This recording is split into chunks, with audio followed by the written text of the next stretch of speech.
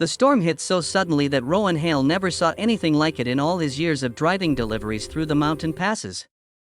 One moment the sky was bright and crisp, the afternoon sun cutting through the treetops like warm ribbons, and the next, wind screamed as if the mountain itself had split open.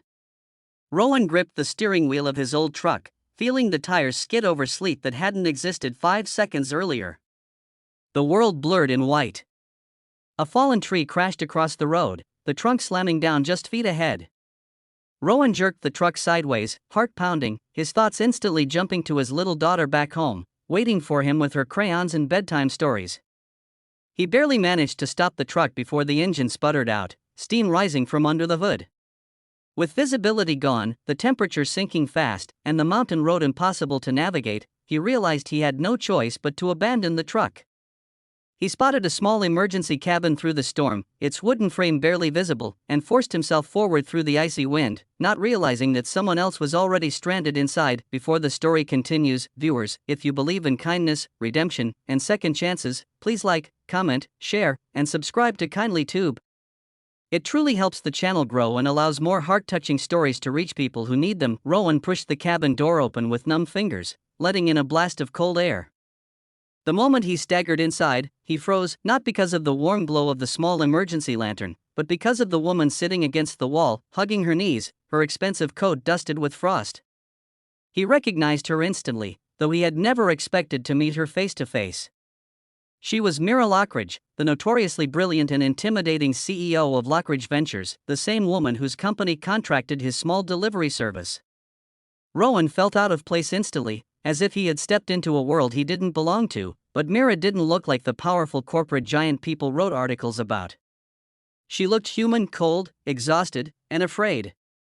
Rowan moved to the other side of the cabin, keeping respectful distance, but Myra's eyes followed him with something strange in them, something unspoken, as if she were relieved he wasn't just another stranger, but a familiar name from the paperwork she had approved months earlier. As the storm raged outside, Rowan inspected the cabin for blankets or supplies. There were only thin emergency sheets and a malfunctioning heater that blinked a red warning light. Mira sat quietly, watching him work, her breath unsteady. Rowan noticed her shivering despite trying to hide it. He remembered seeing her on magazine covers, the definition of unbreakable strength, but the woman before him now trembled like a trapped sparrow, fighting to keep her composure. The temperature dropped faster than he expected, and he could almost feel frost forming in the air. He wrapped himself in one of the emergency sheets, but even layered together, they provided barely enough warmth. Myra's lips had already started to pale. Rowan's instinct as a father kicked in. He worried not about comfort, but survival. The minutes stretched into an hour, then 2. The sun had not fully set since it was still daytime, but the storm clouds made the world outside look dim and almost night-like. Rowan could see Mira struggling harder to stay awake, her body succumbing to cold. He remembered all the things people said about her, that she was ruthless, unreadable, impossible to reach, but right now, she looked impossibly small. He finally murmured that body heat could prevent hypothermia. Mira looked up at him, vulnerability flickering across her face for the first time. She didn't respond verbally, but she shifted slightly, as if trying to decide whether her pride mattered more than survival. Rowan settled himself against the wall, opening the thin blanket just enough to share in case she chose safety over stubbornness. The wind screamed louder, branches cracking in the distance. Mira inhaled shakily, then moved closer inch by inch, as if each step required courage she wasn't used to showing. When she settled beside him, Rowan did his best to remain steady and calm, sensing how deeply she disliked appearing weak. It struck him that strength came in many forms, and the one she used now, trust, was the rarest kind. He didn't comment on it. He didn't dare. He simply wrapped the blanket around both of them. Myra's shoulder pressed lightly against his chest, her breath warm but shallow. He felt the tremors in her arms slowly ease as the shared warmth took effect. Rowan told himself he was only doing what anyone with a heart would do, but Myra's quiet presence stirred something unexpected in him, a protective instinct he had not felt since his late wife passed. As more time passed in that dimly lit cabin, Rowan found his thoughts drifting to his daughter, Arya. He imagined her waiting by the front window of their tiny apartment, her drawings scattered across the floor, her smile wide whenever he walked in. He wondered how long it would take his sister to reassure her that he was safe. The cabin creaked, the storm howling with renewed force, making the wooden frame tremble. Myra's breathing steadied, but Rowan could sense her mind racing. She wasn't a woman who sat still for long. She was accustomed to planning, controlling, solving. Being helpless must have been a torture all its own. Gradually, Myra began sharing pieces of her day, hesitant, fragmented thoughts layered within her shivering breaths. She hadn't meant to be on the mountain road. She had rearranged her elaborate schedule to visit the small town at the foothill where her company planned to close a branch. She admitted she had been second-guessing the decision, wondering how many lives would be affected. Rowan listened quietly, studying her in the soft light. He realized then that she wasn't the cold strategist people portrayed her as. She was someone who carried the weight of thousands of employees on her shoulders, someone who made impossible choices and bore the consequences alone. He felt a flicker of empathy he hadn't expected. Rowan shared his own story in return. He talked about Arya, about becoming a single father after losing his wife to a sudden illness, and about how he had built his small delivery service from the ground up, working long nights and early mornings to keep food on the table. Myra listened with a surprising softness in her eyes, as if she were absorbing every word. Rowan didn't talk to impress, he talked because the storm had stripped away the usual barriers between them, leaving nothing but raw truth. Eventually the heater flickered out completely. The cold intensified, burrowing into their bones. Myra tensed, and Rowan felt her shifting.